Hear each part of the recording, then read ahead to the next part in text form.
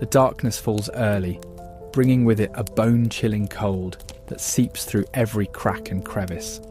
Outside, the wind howls like a hungry wolf, driving needles of sleet against the humble dwelling. Inside, a family huddles around a smoky fire that struggles against the darkness, their breath visible in the frigid air. This is not a scene from some apocalyptic future.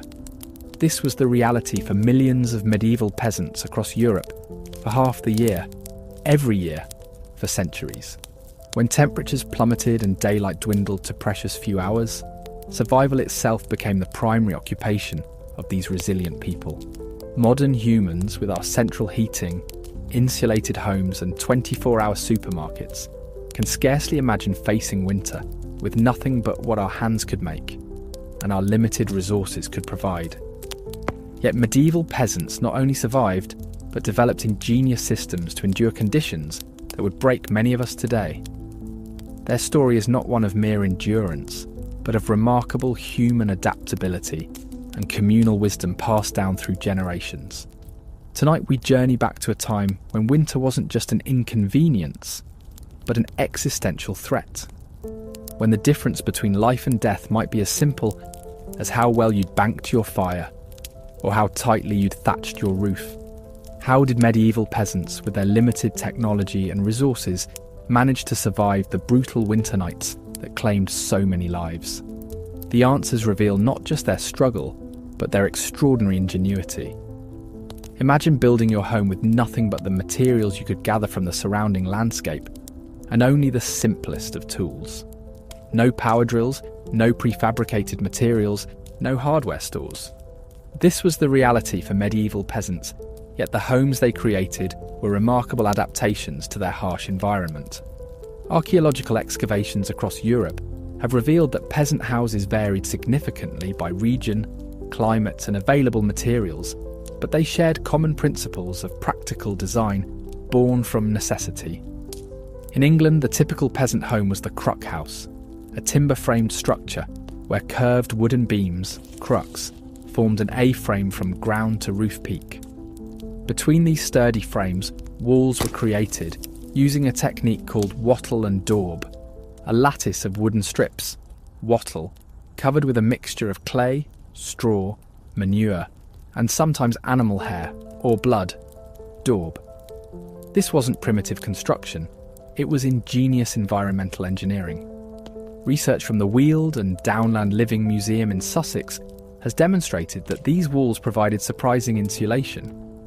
The organic materials in daub created millions of tiny air pockets that trapped heat, functioning similarly to modern insulation.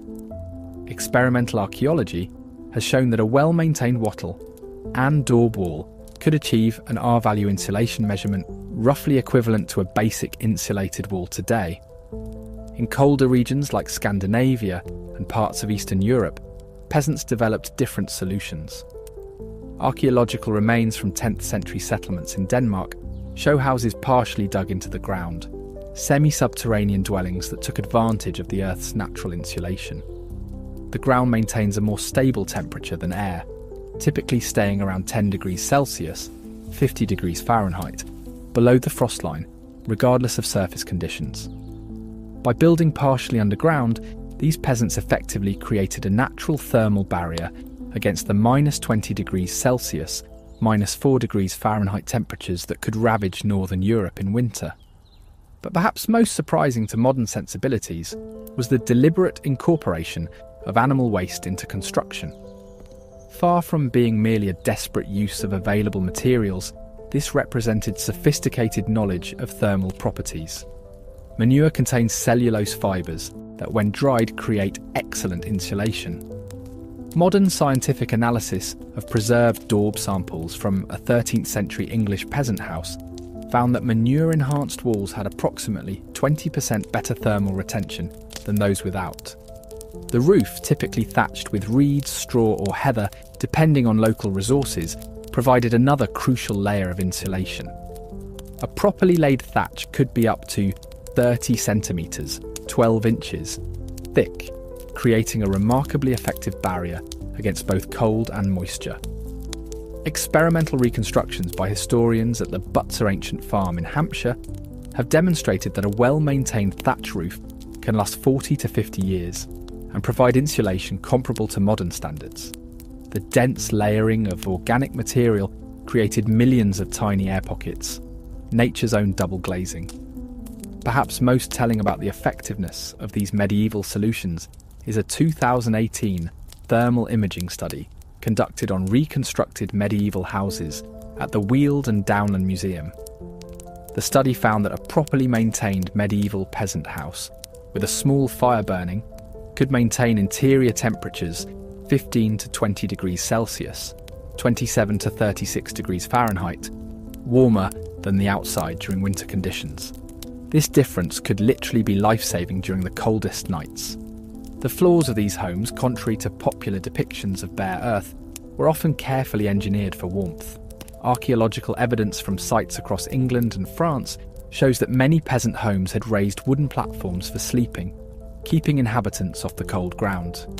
In other regions, floors were layered with insulating materials, rushes, straw and dried herbs that not only provided warmth, but also pleasant aromas to combat the inevitable oily odours of close winter living. Windows, those necessary vulnerabilities in any structure, were minimal in peasant homes. Most had just small openings covered with oiled parchment, wooden shutters, or sometimes thin slices of horn, which allowed some light while minimising heat loss. The limited archaeological evidence we have suggests that these coverings reduced heat loss by as much as 30% compared to an open aperture. The entire structure was oriented with careful attention to the environment. Manor records from the Abbey of Cluny in France note that peasant houses were typically built with doors facing away from prevailing winter winds and positioned to maximise exposure to winter sunlight. This passive solar design principle, rediscovered by modern green architects, was intuitive knowledge for medieval builders who understood that survival depended on such details. What emerges from the archaeological and historical record is not a picture of primitive shelters, but rather of sophisticated environmental adaptations created through generations of accumulated knowledge. These weren't just houses, they were survival machines, carefully engineered from available materials to create microclimates that could sustain life through the darkest, coldest months of the year. As darkness falls and temperatures plummet, a medieval peasant family gathers around the central feature of their home, the hearth. This isn't merely a place for cooking, it's the beating heart of winter survival, the difference between life and death on the coldest nights. But the medieval hearth was far more sophisticated than the simple fire pit many imagine. Archaeological excavations across Europe reveal that by the 11th century, most peasant homes featured a central hearth, an open fire pit in the middle of the main room, with smoke escaping through a hole in the roof. This central positioning wasn't just traditional, it was thermodynamically optimal. Heat radiates equally in all directions, warming the entire space rather than being lost to an exterior wall. Experimental reconstructions at historical sites like West Stow Anglo-Saxon village have demonstrated that a central hearth could raise the ambient temperature of a typical peasant home by 10 to 15 degrees Celsius, 18 to 27 degrees Fahrenheit, above outside temperatures within just an hour of lighting. The fuel used in these hearths reveals another dimension of medieval ingenuity. While modern people might assume wood was the primary fuel, historical records tell a different story. Manor court rolls from 13th century England document strict regulations on wood gathering, indicating its value and relative scarcity. Instead, peasants relied on a diverse fuel portfolio that changed with seasons and availability. Peat, compressed plant matter cut from bogs, was a crucial winter fuel across northern Europe. Archaeological samples from medieval middens, waste heaps in Ireland, and Scotland show that peat was cut in standard blocks, dried during summer and stored for winter use. Scientific analysis reveals that a kilogram of dried peat contains approximately 15 to 21 megajoules of energy, less than coal but with the advantage of burning slowly and steadily. Manor records from the Abbey of Fountains in Yorkshire show that a typical peasant household would stockpile between 1,000 to 1,500 kilograms of dried peat for winter, representing roughly 25,000 megajoules of potential heat, enough to maintain survivable temperatures through the coldest months. When peat wasn't available, peasants turned to other ingenious fuel sources. Archaeological evidence from sites across Europe shows the burning of dried dung, particularly from cattle, compressed straw, gorse, heather, and even seaweed in coastal areas. These weren't inferior desperation fuels, but carefully selected alternatives with specific burning properties. Cattle dung, for instance, burns at lower temperatures but for longer periods than wood, making it ideal for overnight heating.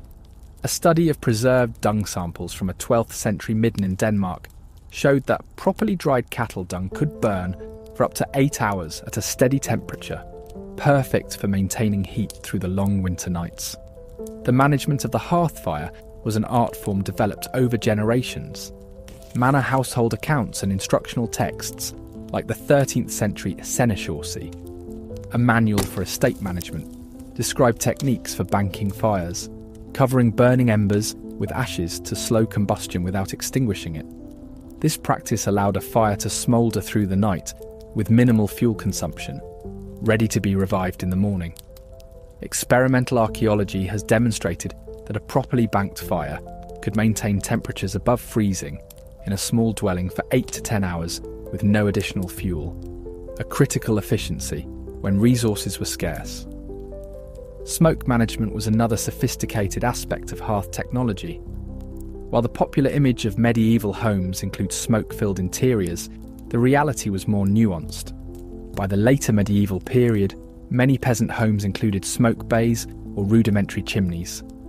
Archaeological evidence from sites in England and France shows that some homes had wattle hurdles, woven screens, placed above the fire at ceiling height, which would catch soot while allowing heat to circulate.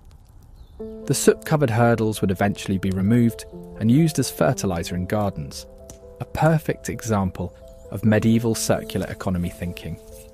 Even in homes without chimneys, smoke management was carefully considered.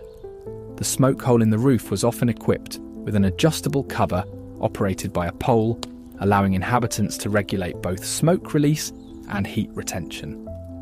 Experimental reconstructions have shown that skilled management of this simple system could reduce smoke in the living area by up to 70% while minimising heat loss. The hearth also served as the centre of food preparation during winter, adding another dimension to its efficiency. Cooking pots suspended over the fire not only prepared meals, but added crucial humidity to the otherwise dry heated air. This moisture helped prevent respiratory problems that come with breathing dry air and reduced the fire risk from overly desiccated thatch and timber. Perhaps most fascinating is the evidence for heat storage systems. Archaeological findings from several northern European sites show stones arranged around hearths. These weren't random, but purposeful thermal batteries. Stones would absorb heat during peak fire times and continue radiating it for hours after the flames died down. Similarly, clay benches built near hearths in some regions served both as seating and heat storage, warming slowly but releasing heat steadily throughout the night. The entire structure was oriented with careful attention to the environment. Manor records from the Abbey of Cluny in France note that peasant houses were typically built with doors facing away from prevailing winter winds and positioned to maximise exposure to winter sunlight. This passive solar design principle, rediscovered by modern green architects, was intuitive knowledge for medieval builders who understood that survival depended on such details. What emerges from the archaeological and historical record is not a picture of primitive shelters, but rather of sophisticated environmental adaptations created through generations of accumulated knowledge. These weren't just houses, they were survival machines, carefully engineered from available materials to create microclimates that could sustain life through the darkest, coldest months of the year. As darkness falls and temperatures plummet, a medieval peasant family gathers around the central feature of their home, the hearth. This isn't merely a place for cooking, it's the beating heart of winter survival, the difference between life and death on the coldest nights. But the medieval hearth was far more sophisticated than the simple fire pit many imagine. Archaeological excavations across Europe reveal that by the 11th century, most peasant homes featured a central hearth, an open fire pit in the middle of the main room, with smoke escaping through a hole in the roof. This central positioning wasn't just traditional, it was thermodynamically optimal. Heat radiates equally in all directions, warming the entire space rather than being lost to an exterior wall. Experimental reconstructions at historical sites like West Stow Anglo-Saxon village have demonstrated that a central hearth could raise the ambient temperature of a typical peasant home by 10 to 15 degrees Celsius, 18 to 27 degrees Fahrenheit, above outside temperatures within just an hour of lighting.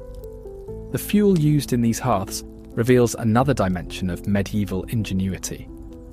While modern people might assume wood was the primary fuel, historical records tell a different story. Manor court rolls from 13th century England document strict regulations on wood gathering, indicating its value and relative scarcity. Instead, peasants relied on a diverse fuel portfolio that changed with seasons and availability. Peat, compressed plant matter cut from bogs, was a crucial winter fuel across northern Europe. Archaeological samples from medieval middens, waste heaps in Ireland, and Scotland show that peat was cut in standard blocks, dried during summer and stored for winter use. Scientific analysis reveals that a kilogram of dried peat contains approximately 15 to 21 megajoules of energy, less than coal, but with the advantage of burning slowly and steadily. Manor records from the Abbey of Fountains in Yorkshire show that a typical peasant household would stockpile between 1,000 to 1,500 kilograms of dried peat for winter, representing roughly 25,000 megajoules of potential heat, enough to maintain survivable temperatures through the coldest months. When peat wasn't available, peasants turned to other ingenious fuel sources. Archaeological evidence from sites across Europe shows the burning of dried dung, particularly from cattle, compressed straw, gorse, heather, and even seaweed in coastal areas. These weren't inferior desperation fuels, but carefully selected alternatives with specific burning properties. Cattle dung, for instance, burns at lower temperatures but for longer periods than wood, making it ideal for overnight heating.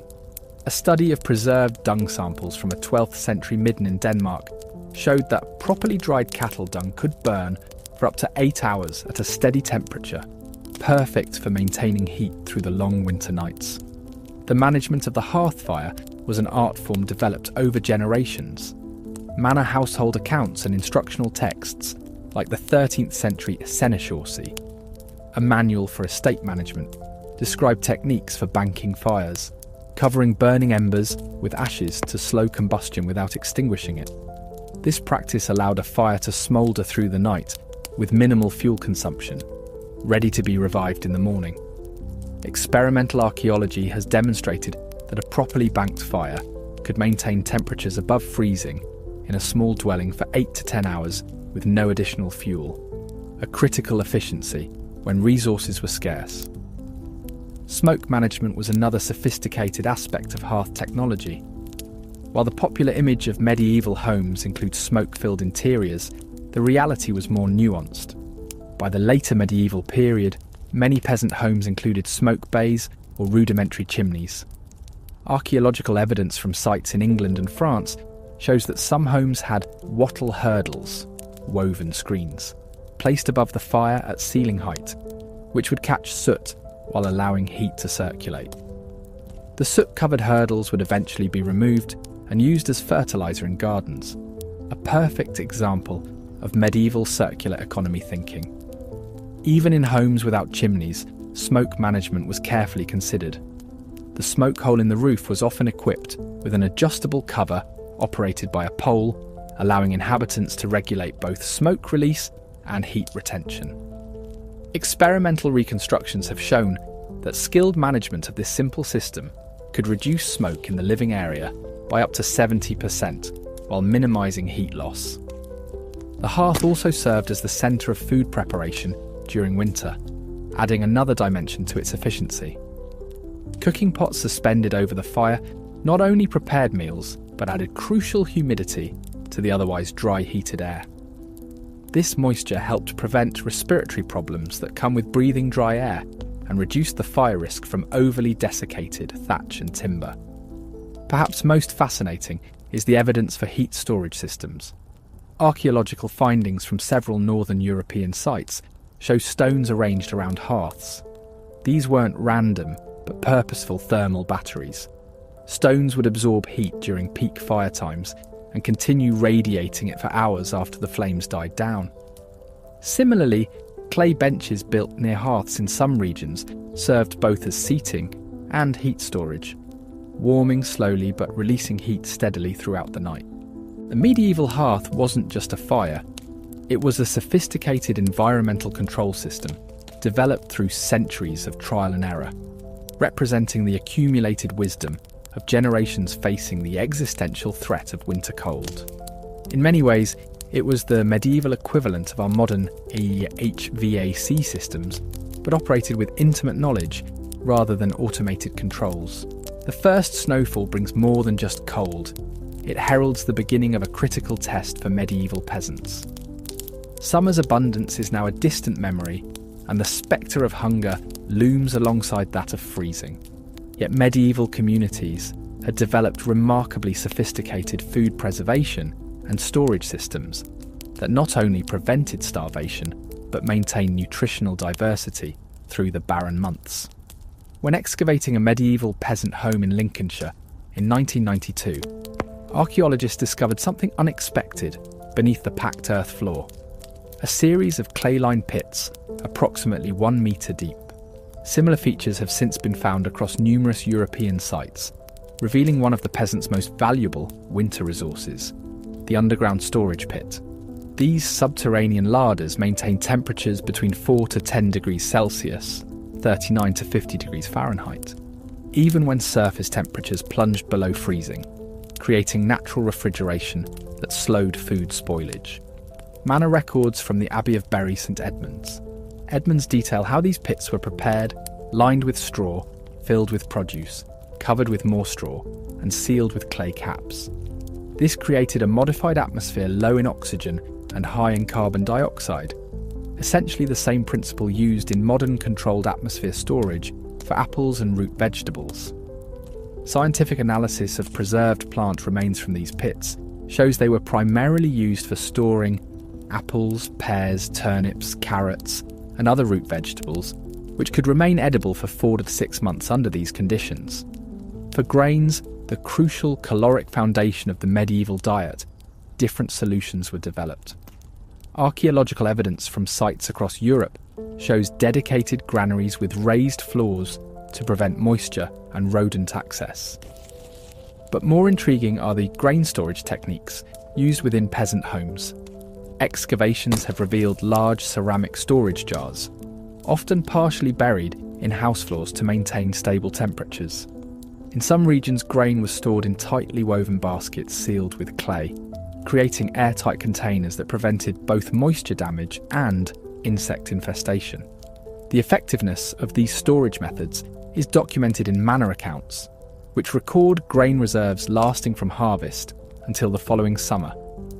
A particularly detailed account from the Manor of Cuxham in Oxfordshire shows that in 1316 to 17, during the Great Famine, peasant households still maintained grain stores sufficient for 4 to 5 months, demonstrating the resilience of these preservation systems even in crisis years. Perhaps the most sophisticated preservation techniques involved protein sources, crucial for winter nutrition, but naturally prone to rapid spoilage. Smoking, a preservation method still used today, was refined to an art form. Archaeological excavations have found specialised smoking chambers attached to some peasant dwellings, while manor records describe communal smoking facilities in many villages. The process wasn't crude or simplistic. Different woods were selected for specific flavours and preservation properties. Oak provided long-lasting heat and strong preservative compounds, while fruitwoods imparted milder flavours to delicate meats like poultry. Scientific analysis of preserved food residues from medieval sites reveals that smoking wasn't just about flavour.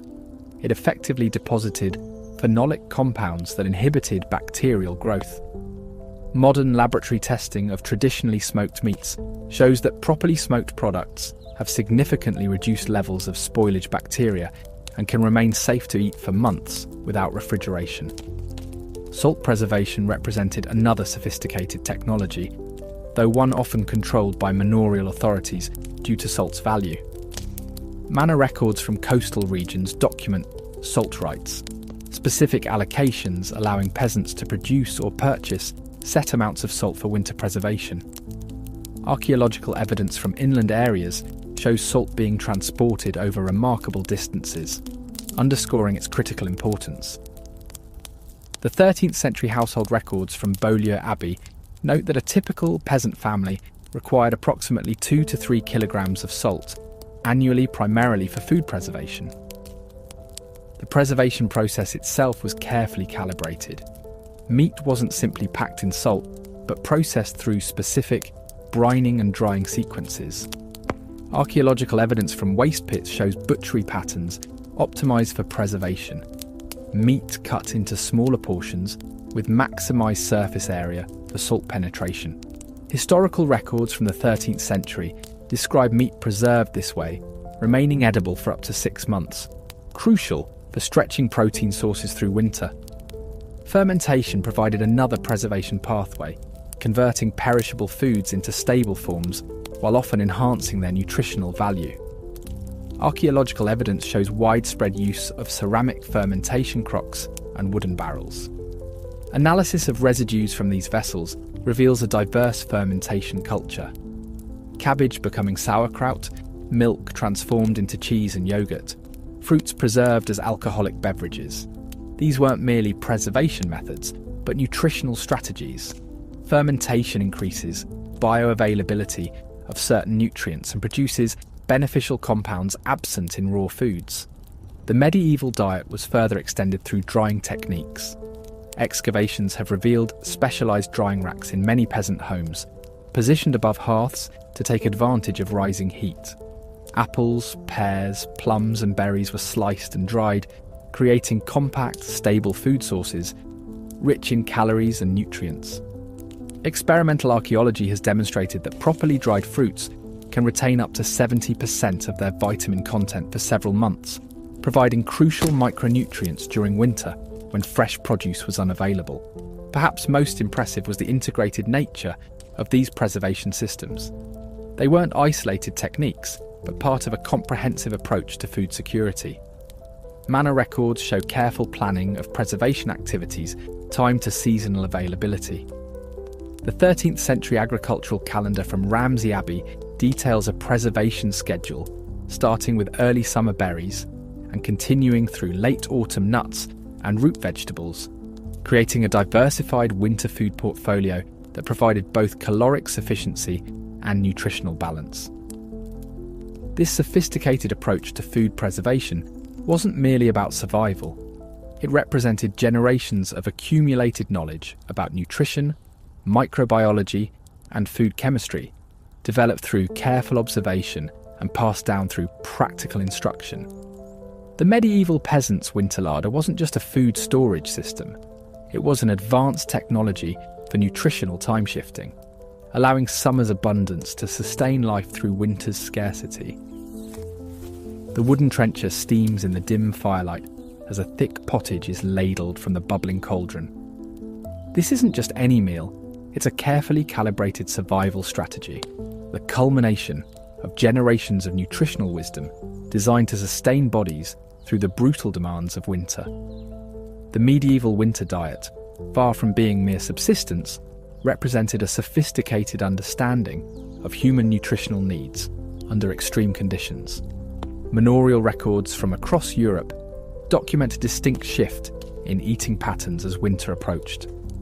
The household roll of Eleanor de Montfort from 1265 shows that daily bread consumption increased from approximately 450 grams per person in summer to nearly 700 grams in winter months, a recognition of the increased caloric demands of cold weather. Modern nutritional science confirms the wisdom of this approach. Research indicates that humans in cold environments without modern heating may require up to 30% more calories to maintain body temperature and energy levels. Archaeological analysis of preserved human remains from medieval cemeteries provides direct evidence of this dietary shift. Isotope analysis of bones from the 12th century cemetery at Warren Percy in Yorkshire shows seasonal variations in carbon and nitrogen ratios, indicating systematic dietary changes between summer and winter. These changes reflect not just different food availability, but deliberate nutritional strategies for cold weather survival. The cornerstone of the winter diet was grain, primarily rye and barley in northern Europe, wheat in more favourable southern regions. These weren't simply consumed as bread, but transformed into a diverse range of high-calorie foods. Archaeological evidence from cooking vessels shows residues of porridges, gruels and pottages, thick, hearty mixtures that maximise caloric density. Experimental reconstructions based on medieval recipes demonstrate that a typical barley pottage with dried peas and preserved meat could provide approximately 600 to 800 calories per serving, an efficient fuel for cold weather. What made these grain-based dishes particularly effective as winter fare was their thermal properties. Manor household accounts frequently mention the importance of serving food hot during winter months. Modern research confirms the wisdom of this practice. A study published in the International Journal of Food Sciences and Nutrition found that consuming hot foods raises core body temperature more effectively than the same nutrients consumed cold, providing an immediate warming effect beyond the caloric content. Fats played a crucial role in the winter diet, with archaeological evidence showing a marked increase in fat consumption during colder months. Excavations of medieval kitchen middens show higher concentrations of animal bone marrow extraction marks in winter-associated layers, indicating intensive processing to access these calorie-dense nutrients. Manor accounts record the careful preservation of fats from autumn slaughtering, lard from pigs, tallow from sheep and cattle, stored in sealed crocks for winter use. This emphasis on fat wasn't merely about calories, but represented an intuitive understanding of its thermal properties. Modern research confirms that dietary fat consumption increases thermogenesis, heat production, more than equivalent calories from carbohydrates or proteins. A 2017 study in the American Journal of Clinical Nutrition found that high-fat meals increase thermogenesis by approximately 14% compared to low-fat alternatives, a difference that could be life-saving in poorly heated medieval environments. Protein sources changed dramatically with the seasons. Summer's fresh meat gave way to preserved varieties, smoked, salted, and dried. Archaeological evidence from waste deposits shows different butchery patterns between seasons. Summer bones show cuts optimised for immediate consumption, while autumn processing focused on preservation-friendly portions. The preserved meats weren't just emergency rations, but were incorporated into cooking methods that maximised their nutritional value. One such method was the ubiquitous pottage, a thick soup or stew that would simmer for hours, sometimes days, over the hearth fire. Food historian Peter Brere's analysis of medieval cooking techniques has demonstrated that this slow cooking method extracted maximum nutrition from limited ingredients. Bones, gristle, and tough meat cuts would release gelatin and collagen during extended cooking, proteins that not only provided nutrition, but created satisfying, warming textures that increased satiety.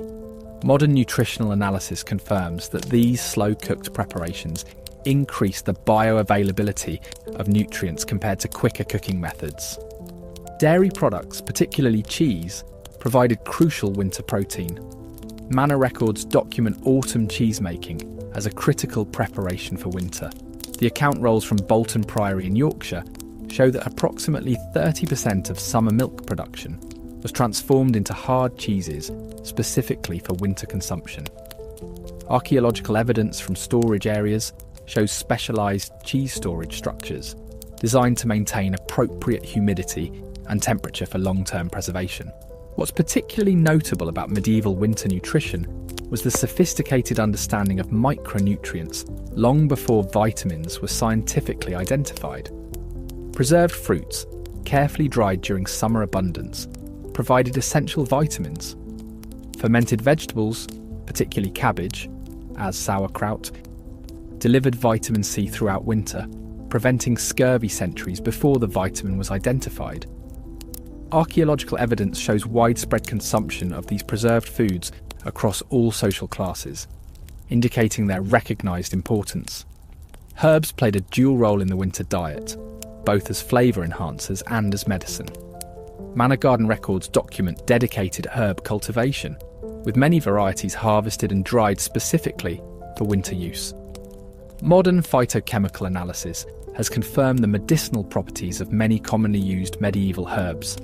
Thyme and sage contain powerful antimicrobial compounds, rosemary improves circulation, mint aids digestion. These weren't simply flavouring agents, but an integrated pharmacopoeia that supported winter health. The timing of meals also shifted with the seasons. Manor household accounts show that winter meals were concentrated during daylight hours, with the largest meal typically consumed at midday when ambient temperatures were highest. This practice maximised the thermogenic effects of digestion, the body's heat production, while processing food during the coldest part of the night. Modern chronobiology research confirms that this approach optimises metabolic efficiency in cold environments. Beverages, too, were calibrated for winter conditions. Archaeological evidence shows increased production of higher alcohol ales in autumn, specifically for winter consumption. The additional calories and vasodilatory effects of moderate alcohol provided warmth, while the brewing process itself made water safe to drink. Herbal infusions, documented in numerous medieval texts, provided both hydration and medicinal benefits during winter months. What emerges from both archaeological and documentary evidence is not a picture of desperate subsistence, but rather a sophisticated nutritional strategy developed through generations of observation and experience. The medieval winter diet wasn't simply about avoiding starvation. It was a carefully calibrated system for maintaining health, energy, and warmth through the most challenging season, representing an intuitive understanding of nutritional principles that science would only formally identify centuries later. As the last embers of the hearthfire glow dimly in the darkness, the most dangerous hours of winter begin.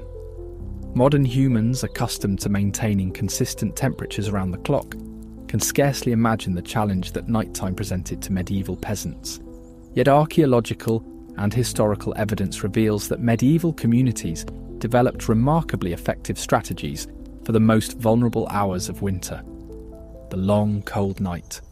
Excavations of peasant dwellings across Europe have uncovered the physical evidence of sleeping arrangements carefully engineered for cold weather survival. Contrary to popular depictions of peasants sleeping on dirt floors, archaeological findings from sites in England, France and Germany reveal raised wooden sleeping platforms in many homes. These elevations, typically 30 to 40 centimetres above floor level, created crucial separation from the cold ground. Modern thermal studies have demonstrated that even this modest elevation can increase sleeping surface temperatures by 3 to 5 degrees Celsius, 5.4 to 9 degrees Fahrenheit, compared to ground level, a difference that could determine survival on the coldest nights. The beds themselves were more sophisticated than commonly portrayed. While straw mattresses were indeed common, they weren't simply loose piles of straw, but carefully constructed sleep systems. Manor account records from the Abbey of Glastonbury detail the autumn mattress-making activities, describing how fresh straw was selected, dried and bound into tight mattresses that provided both insulation and support. Experimental archaeology conducted at the Weald and Downland Museum has demonstrated that these mattresses, when properly constructed, provided insulation equivalent to approximately R 2.5 in modern terms, comparable to a basic modern mattress. More revealing are the bedding textiles documented in peasant inventories and archaeological finds. Contrary to assumptions about medieval poverty, even modest households maintain significant investments in bedding. Probate inventories from 14th century English villages show that bedding often represented 15 to 20% of a peasant household's total material wealth, underscoring its critical importance. The inventory of John Moulderson, a 14th century peasant from the village of Walsham-le-Willows, lists 2 blankets, 1 coverlet, 2 sheets and 1 bolster, a substantial bedding assembly even by modern standards. The materials used in these textiles were specifically selected for thermal properties. Archaeological textile fragments from sites across northern Europe show that winter bedding commonly used wool and hemp, often in multiple layers. Modern thermal testing of recreated medieval blankets has demonstrated that a traditional wool blanket, approximately 5 mm thick, provides insulation equivalent to a modern synthetic blanket, with superior moisture management properties, crucial in environments where condensation could be as dangerous as cold itself. Perhaps most ingenious were the bed curtains that transformed sleeping areas into micro-environments. While often associated with wealthy households, archaeological evidence shows that even modest homes used simple curtain arrangements around sleeping areas. These weren't decorative elements, but functional thermal enclosures that trapped body heat in a smaller air volume. Experimental reconstructions have demonstrated that enclosed bed curtains could raise the sleeping microclimate temperature by 8 to 10 degrees Celsius, 14.4 to 18 degrees Fahrenheit, above ambient room temperature through body heat alone, transforming an uncomfortably cold room into a survivable sleeping environment. The strategic use of hot water bottles and bed warmers is well documented in medieval sources. Archaeological findings include ceramic and metal containers specifically designed for this purpose. Manor household accounts record the allocation of heated stones or bricks wrapped in cloth for bed warming. Experimental testing has shown that a single heated stone of approximately 2 kilograms, properly wrapped, could release heat for 3 to 4 hours, taking the dangerous edge off the coldest part of the night when fires burned lowest. Sleeping arrangements themselves reflected thermal strategies. Manor court records documenting household compositions show that medieval families typically slept in close proximity during winter months, not merely due to limited space, but as a deliberate heat-sharing strategy. Anthropological studies of traditional societies in cold climates indicate that shared body heat in sleeping arrangements can raise ambient temperature in the immediate sleeping area by 3 to 5 degrees Celsius, 5.4 to 9 degrees Fahrenheit, compared to sleeping alone, a significant margin when surviving near freezing temperatures. The timing and structure of sleep itself adapted to winter conditions. While modern humans typically follow a consolidated sleep pattern of 7 to 8 hours, historical evidence suggests that medieval winter sleep often followed a bimodal pattern. 2 sleep periods separated by a period of wakefulness. This first sleep and second sleep pattern, documented in numerous medieval sources, allowed for fire tending during the night and adjustment of bedding and warmth sources. Medical texts from the period show sophisticated understanding of the relationship between sleep and cold survival. The 13th century medical compendium, Regimen Sanitatis Salernitanum, provides specific guidance on winter sleeping positions, recommending curled positions that minimise exposed surface area and conserve body heat. Modern thermographic studies confirm that a curled sleeping position can reduce heat loss by up to 31% compared to an extended position. Another example of medieval practical wisdom, validated by modern science. Particularly vulnerable populations receive special sleeping accommodations. Archaeological evidence from several sites shows that the elderly and very young, those most vulnerable to hypothermia, were typically positioned in the warmest sleeping locations, usually closest to the hearth or in the most insulated corners of the dwelling. Manor records documenting household arrangements confirm this pattern across different regions, indicating a widespread understanding of differential cold vulnerability. Children's sleeping arrangements reveal particular ingenuity. Archaeological evidence from several northern European sites shows small, box-like wooden structures that served as children's beds, often positioned elevated from the floor and near adults' sleeping areas. These compact spaces maximise the heating efficiency of small bodies while allowing proximity to adult warmth sources. Similar designs are still used in traditional societies in extremely cold environments like the Arctic, where the principle of minimising the heated air volume around small bodies remains crucial to survival. Even the orientation of beds within houses followed thermal logic. Archaeological floor plans from excavated medieval houses show that beds were typically positioned away from exterior walls and, where possible, against interior walls that would retain hearth heat longer. This practice minimised exposure to the coldest surfaces in the home, a principle still recommended in modern cold weather survival guidelines. What emerges from the historical and archaeological record is not a picture of primitive discomfort, but rather a sophisticated system of sleep microclimate management developed through generations of winter survival experience. Medieval peasants didn't simply endure cold nights, they engineered multi-layered solutions that created survivable microclimates during the most vulnerable hours, demonstrating an intuitive understanding of thermal principles that modern science has only formally quantified in recent decades. The bitter wind howls outside the humble dwelling, finding every crack and crevice. Inside, a peasant woman reaches for her winter clothing, not the crude, shapeless garments often depicted in modern imagination, but a carefully engineered system of layers designed through generations of cold weather experience. Medieval winter clothing wasn't merely covering, it was survival technology, as sophisticated in its way as modern performance wear.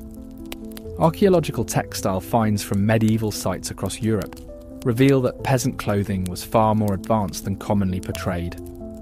Preserved garments, textile fragments, and clothing accessories excavated from sites like the medieval village of Herjolfsnes in Greenland and waterlogged deposits in London show sophisticated construction techniques specifically adapted for cold weather. These weren't haphazard coverings, but purposefully designed systems. The foundation of winter clothing was linen undergarments, not for modesty, as commonly assumed, but as a critical moisture management layer. Microscopic analysis of preserved linen shirts from medieval contexts shows that these garments were typically made from finely processed flax fibres with excellent wicking properties. Modern textile testing has demonstrated that linen can absorb up to 20% of its weight in moisture before feeling wet against the skin, a crucial property in cold environments where sweat-dampened clothing can quickly lead to dangerous cooling. Over these base layers came wool, the miracle fibre of medieval winter survival. Archaeological textile fragments from peasant contexts show sophisticated wool processing techniques that maximise the fibre's insulating properties. Wool from medieval sheep breeds contained higher lanolin content than modern equivalents, providing natural water resistance. Scientific analysis of preserved wool samples from 13th century contexts shows that medieval wool retained approximately 80% of its insulating properties, even when damp, a critical advantage in wet winter conditions. The construction of woolen garments reveals specific, cold weather adaptations. Textile fragments from peasant contexts show that winter tunics and coaties, outer garments, were often fulled, a process where the fabric was deliberately shrunk and the fibres matted together to increase wind resistance and insulation.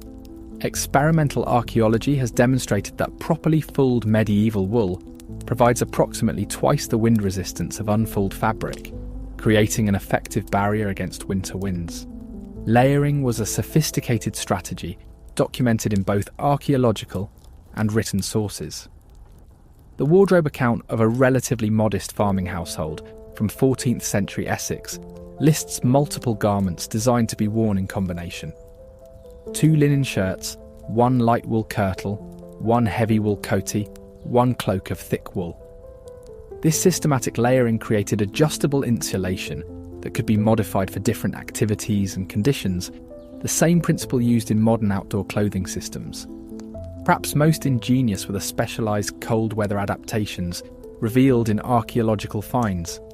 Excavated hoods from several medieval sites show double-layered construction around the neck and ears, areas particularly vulnerable to heat loss. Modern thermal imaging studies have confirmed that these areas can account for up to 30% of body heat loss in cold conditions, making this targeted insulation remarkably effective. Hand protection showed similar sophistication. While simple mittens were common, archaeological finds include more advanced designs.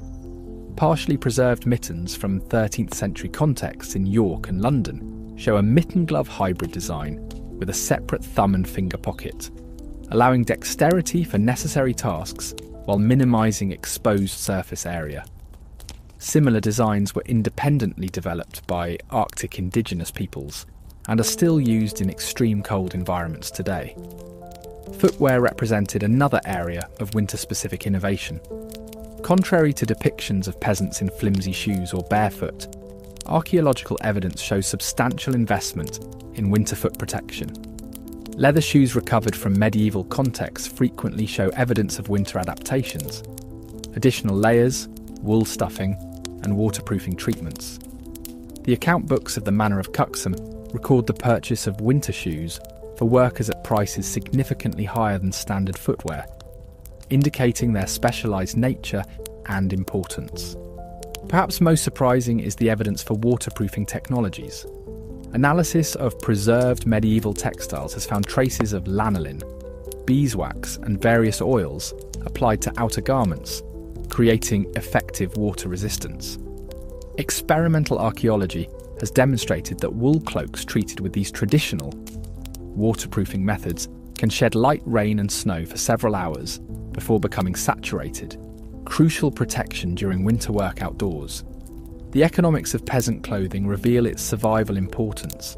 Manor account rolls show that clothing represented a major investment for peasant households, often accounting for 15 to 20% of annual expenditures. This significant allocation of limited resources underscores the recognised importance of proper winter clothing.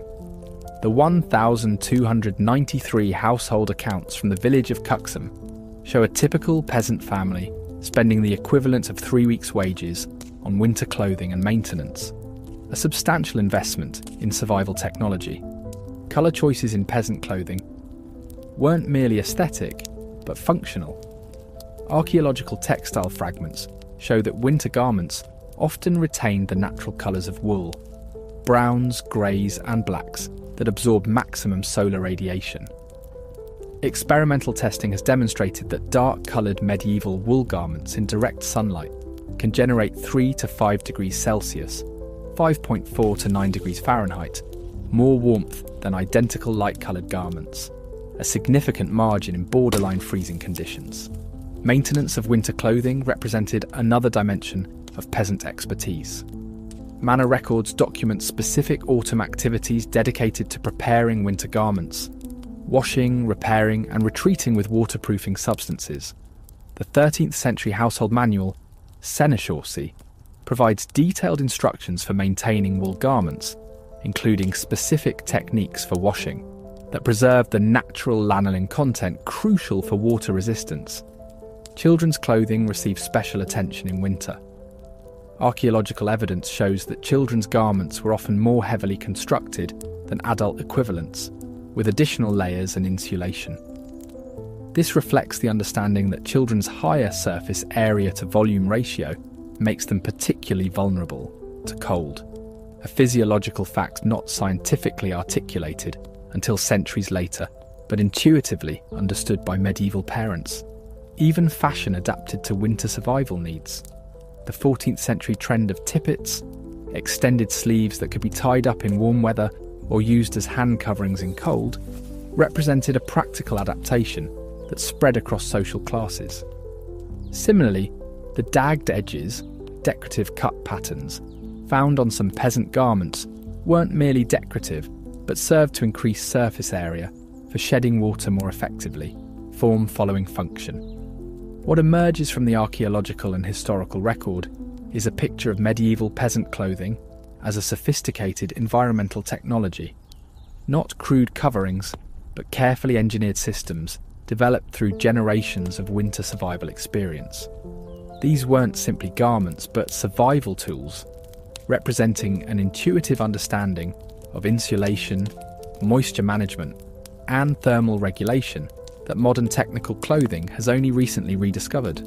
The door to the peasant home swings open briefly, admitting not just a blast of frigid air, but also several animals. Chickens seeking roosts in the rafters, perhaps a pig or two, and maybe even a cow or donkey. This wasn't poor housekeeping or primitive living arrangements. It was a sophisticated survival strategy that transformed animals from mere livestock into critical winter allies. Archaeological excavations of medieval peasant dwellings across Europe reveal a consistent pattern of human-animal cohabitation during winter months. Floor plans show designated areas for animals within the main living space, while chemical analysis of preserved floor materials confirms the presence of animal waste compounds in interior spaces. This wasn't an occasional emergency arrangement, but a systematic approach to winter survival.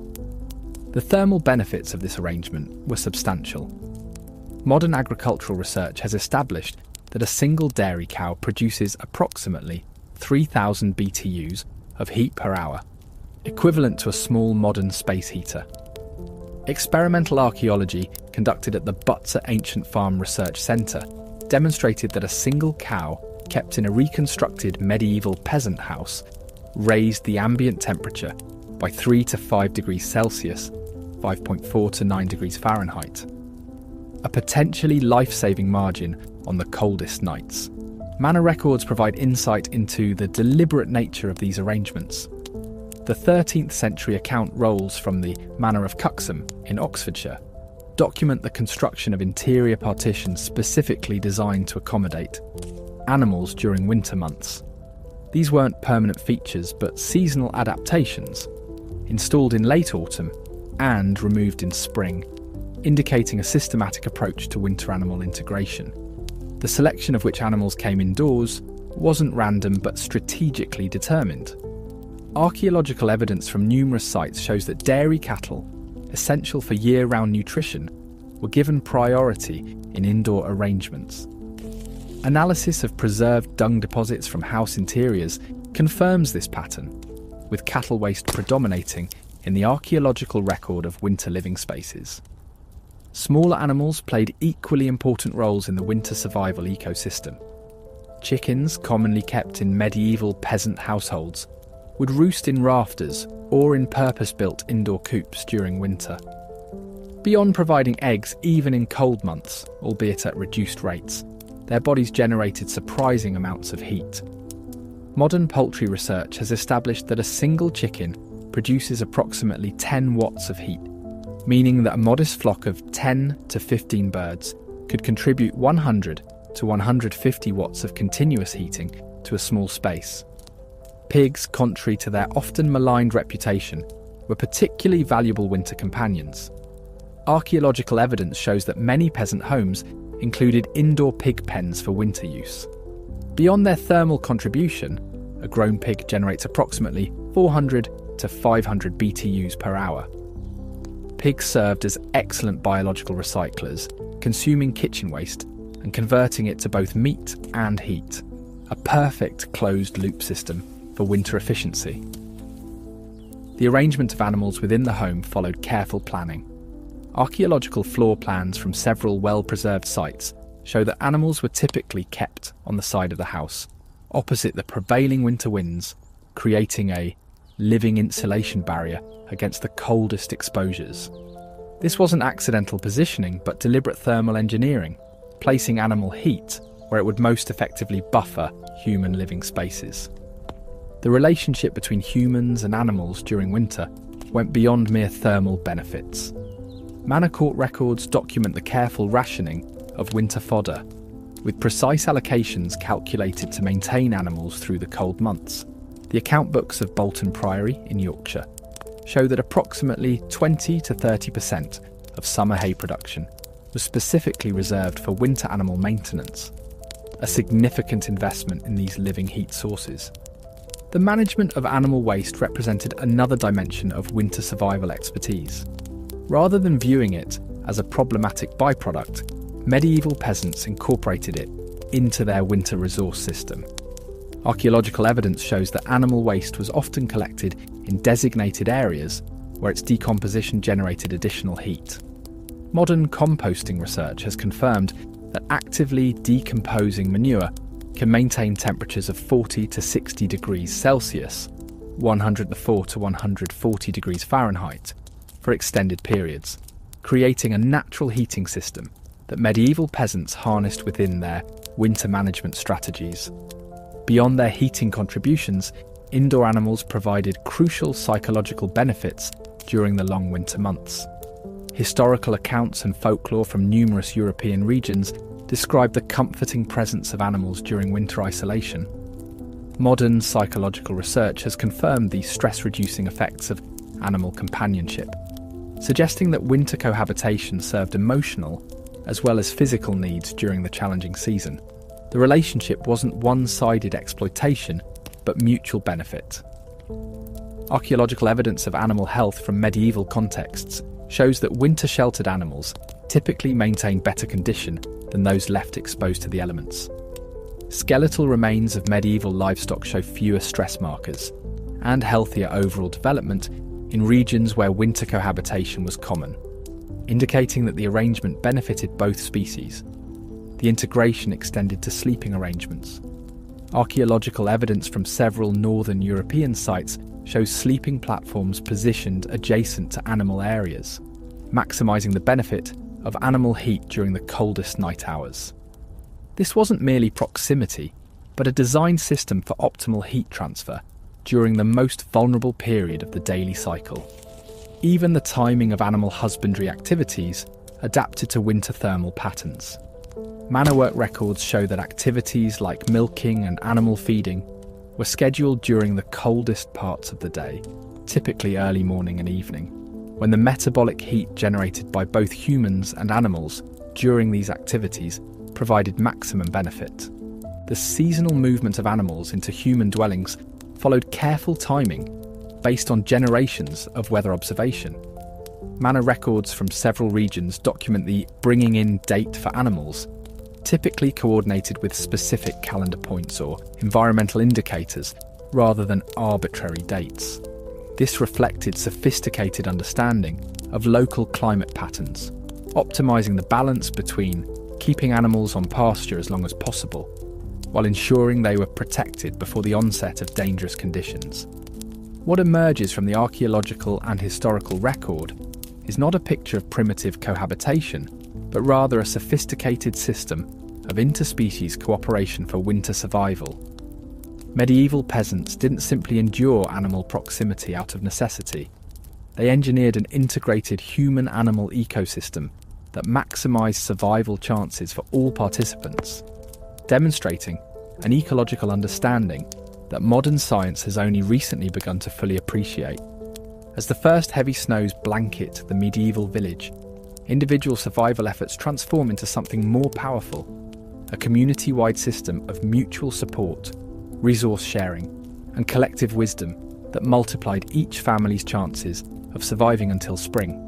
The medieval peasant didn't face winter as an isolated individual, but as part of an intricate social network, specifically adapted for cold weather survival. Archaeological excavations of medieval villages reveal physical evidence of these community winter strategies. Village layouts across northern Europe show consistent patterns of houses, clustered more densely than necessary for land efficiency alone. Analysis of these settlement patterns by landscape archaeologists suggests deliberate design for winter wind protection, with buildings arranged to create sheltered communal areas and to buffer each other from prevailing cold winds. Modern wind flow modelling applied to excavated village layouts from Yorkshire, and Denmark confirms these arrangements could reduce wind chill effects by 20 to 30% in central village areas, creating microclimates significantly more survivable than the surrounding countryside.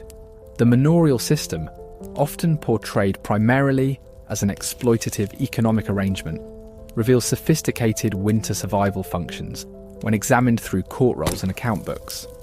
Manor records from numerous European regions document formal systems for winter resource redistribution. The court rolls from the Manor of Wakefield in Yorkshire record specific winter allowances of fuel, grain, and preserved food allocated to the most vulnerable households, widows, the elderly, and families who had suffered misfortune during the previous growing season. Perhaps most revealing are the community heating strategies documented in manor records. Village account books frequently mention communal bakehouses and brewhouses that operated on regular schedules throughout winter. Beyond their obvious food production functions, these facilities served as periodic community heating centres. Thermal analysis of reconstructed medieval ovens has demonstrated that a typical village bakehouse could maintain temperatures 15 to 20 degrees Celsius, 27 to 36 degrees Fahrenheit, above ambient conditions for 24 to 36 hours after a baking session, creating temporary warming centres during the coldest periods. The timing of communal activities shows careful adaptation to winter conditions. Manor work records from numerous sites document that winter tasks like threshing, separating grain from husks, were deliberately scheduled as indoor group activities during the coldest periods. Beyond the practical completion of necessary work, these arrangements created warmed spaces through collective body heat and shared effort. Experimental archaeology has demonstrated that a threshing barn with 8 to 10 active workers could maintain temperatures 8 to 10 degrees Celsius, 14.4 to 18 degrees Fahrenheit, above exterior conditions through body heat and activity alone, transforming work necessity into survival advantage. Social gatherings themselves served crucial winter survival functions. While modern perspectives might view medieval winter festivals primarily as religious or cultural events, historical records reveal their practical survival dimensions. The 13th century household accounts from Bolton Priory describe winter gatherings where participants brought individual fuel contributions to create fires larger than any single household could maintain, generating communal warmth while conserving overall resources through shared heating efficiency. Knowledge sharing represented another critical community winter resource. Manor court records document formal and informal systems for transmitting winter survival expertise. The court rolls from the Manor of Halesowen record specific individuals designated as weatherwise, respected elders whose accumulated experience in predicting winter conditions guided community preparations. These weren't merely informal arrangements, but recognised social roles, sometimes with specific privileges or exemptions from certain duties in exchange for their advisory function. Children received special community attention during winter months. Archaeological evidence from several medieval village sites shows dedicated structures that served as daytime gathering places for children from multiple households, an early form of childcare that consolidated supervision needs while creating warmer environments through concentrated body heat. Manor accounts from several English villages reference child keepers who received community compensation for this winter service, recognising both its social and survival value. Resource pooling extended beyond heating to crucial winter nutrition. Manor records document systems of shared food processing that maximised efficiency and minimised waste. The account books from the village of Cuxham describe communal meat smoking sessions after autumn slaughtering, where multiple families brought their preserved meats to be smoked in a single large fire, using less fuel than individual smoking, while creating another occasion for shared warmth. Winter mobility solutions show particular ingenuity at the community level. Archaeological evidence from several northern European sites includes communal snow clearing tools and primitive snowplows designed to maintain critical paths between houses, barns and water sources. Manor work records document organised snow clearing rotations, with households assigned specific sections of village paths to maintain throughout winter, creating a maintained network that benefited all while distributing the labour burden. The care of the elderly and infirm during winter reveals sophisticated community support systems. Manor Court records frequently mention winter watching arrangements, where able-bodied community members took turns checking on vulnerable households during extreme weather. The court rolls from the Manor of Brigstock in Northamptonshire record specific exemptions from certain fees for those who provided this service, indicating its recognised importance to community survival. Religious institutions played crucial practical roles in winter survival networks. Beyond their spiritual functions, parish churches served as emergency warming centres during extreme conditions. Archaeological evidence from medieval churches across northern Europe shows hearths and fuel storage areas not necessary for regular religious functions, but maintained for community emergency use. Church wardens' accounts from numerous parishes document winter fuel stockpiles specifically designated for this purpose, creating backup warming resources beyond individual household supplies. The sharing of specialised winter tools represents another dimension of community strategy. Manor inventories frequently list winter-specific implements, snow shovels, icebreakers for water access, specialised axes for frozen wood, as being maintained by the community rather than by individual households. This pooling of specialised resources maximised their availability while minimising the material burden on individual families. An efficient allocation of limited resources. Even entertainment served survival functions during the isolated winter months. Historical accounts describe storytelling gatherings, music and games that rotated between households throughout winter. Beyond their obvious morale benefits, these activities created occasions for multiple families to gather in single heated spaces, consolidating warmth and conserving fuel while strengthening the social bonds that underpinned mutual aid systems. What emerges from the historical and archaeological record is a picture of medieval winter, not as a time of isolated household struggle, but as a season that activated sophisticated community support networks. These weren't merely cultural practices, but survival technologies, social systems as critical to winter survival as physical tools and techniques. The medieval peasant's greatest winter resource may have been neither their home nor their hearth, but the intricate web of community relationships that transformed individual vulnerability into collective resilience.